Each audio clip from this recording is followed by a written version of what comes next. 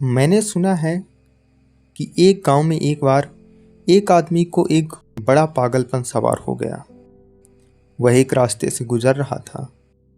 भरी दोपहरी थी, अकेला रास्ता था, निर्जन था। तेजी से चल रहा था कि निर्जन में कोई डर ना हो जाए। हालांकि डर वहां भी हो सकता है जहां कोई और हो, जहां कोई भी ना हो। वहां डर का क्या उपाय हो सकता है? लेकिन हम वहां बहुत डरते हैं जहां कोई भी नहीं होता। असल में हम अपने से ही डरते हैं, और जब हम अकेले रह जाते हैं तो बहुत डर लगने लगता है। हम अपने से जितना डरते हैं उतना किसी से भी नहीं डरते। इसलिए कोई साथ हो, कोई भी साथ, तो डर भी कम लगता है। और बिल्कुल अकेले रह जाए तो डर बहुत लगता है। वह आदमी अकेला था और डर गया और भागने भी लगा। सन्नाटा था, सुनसान था, दोपहर थी, कोई भी न था। जब वह तेजी से भागा तो उसे अपने ही पैरों की आवाज़ पीछे से आती हुई मालूम पड़ी, और वह डरा कि शायद कोई पीछे है। फिर उसने डरे हुए धीरे से पीछे झांक कर देखा तो एक लंबी छाया उसका पीछा कर रही थी। वह उसकी अपनी ही छाया थी।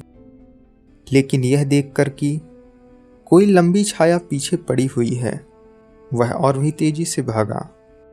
फिर वह आदमी कभी रुक नहीं सका मरने के पहले, क्योंकि वह जितनी तेजी से भागा, छाया उतनी ही तेजी से उसके पीछे भागी।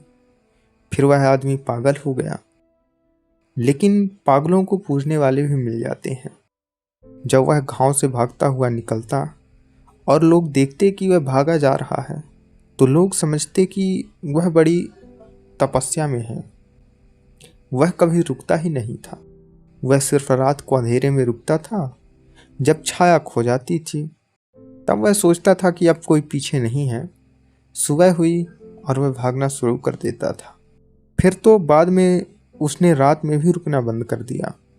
उसे समझ आया कि जब तक मैं विश्राम करता हूँ, मालूम होता है जितना दूर भागकर दिन भर में मैं दूर निकलता हूँ, उतनी देर में छाया फिर वापस आ जाती है। सुबह फिर मेरे पीछे हो जाती है। तब उसने रात में भी रुकना बंद कर दिया। फिर वह पूरा पागल हो गया। फिर वह खाता भी नहीं, पीता भी नहीं था। भागते हुए लाखों की भीड़ उसको देखती, फूल फेंकती।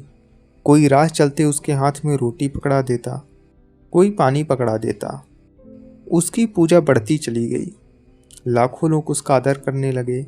लेकिन वह आदमी पागल होता चला गया, और अंततः वह आदमी एक दिन गिरा और मर गया।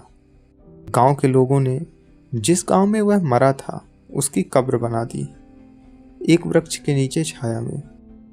और उस गांव के एक बूढ़े फकीर से उन्होंने पूछा कि हम इसकी कब्र पर क्या लिखें। तो उस फकीर ने एक लाइन उसकी कब्र पर लिख दी, किसी गांव में किसी जगह वह कब्र अब भी है। हो सकता है कभी आपका उस जगह से निकलना हो तो पढ़ लेना।